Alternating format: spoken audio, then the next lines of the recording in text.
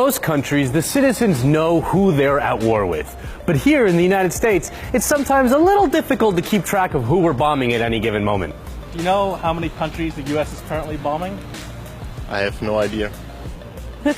No. A few? 40 in between 50. I think 1 or 2. I don't know.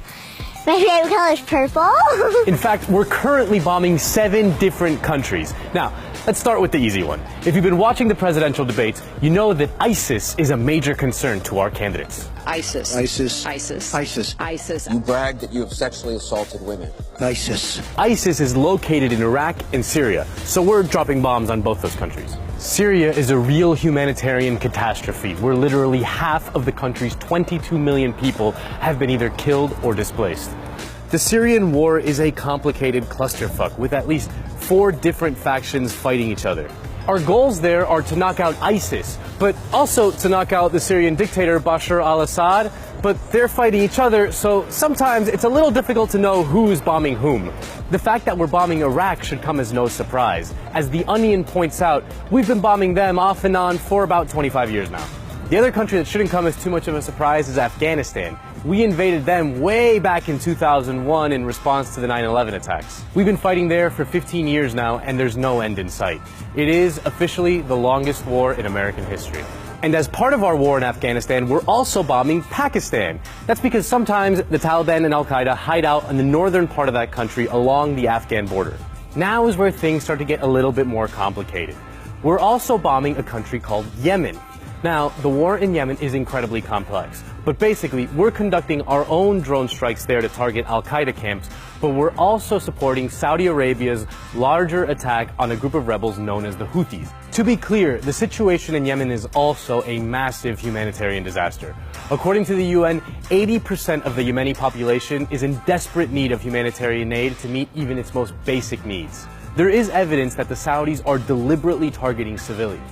According to The Guardian, more than 1/3 of all Saudi-led air raids on Yemen have hit civilian sites, such as school buildings, hospitals, markets, mosques, and economic infrastructure. Just the other day, there was a US-backed Saudi-led airstrike on a funeral that killed 140 people and wounded another 525. According to the Associated Press, in the aftermath of the strike, hundreds of body parts were found strewn in and outside the hall. Rescuers collected them in sacks. The attack turned the funeral into a lake of blood. Another country we're bombing is Libya. Now, you may remember we bombed them way back in 2011 to get rid of their dictator, Muammar Gaddafi.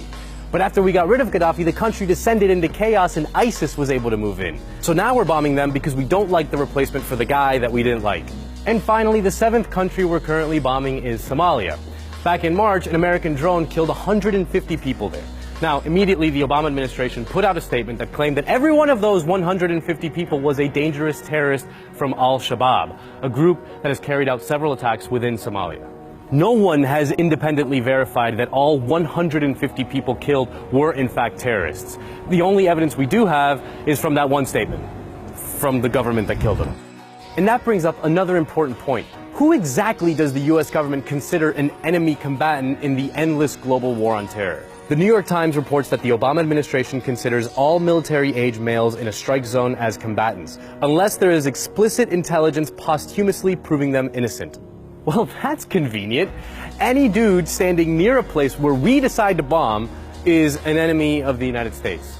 If you really think about it, they're not wrong. So just to recap, since we launched the war on terror after September 11, 2001, we've spent $4 trillion and 1.3 million people have been killed in our combat zones all around the world. So Syria, Iraq, Afghanistan, Pakistan, Yemen, Libya, and Somalia are the 7 countries we are currently dropping bombs at.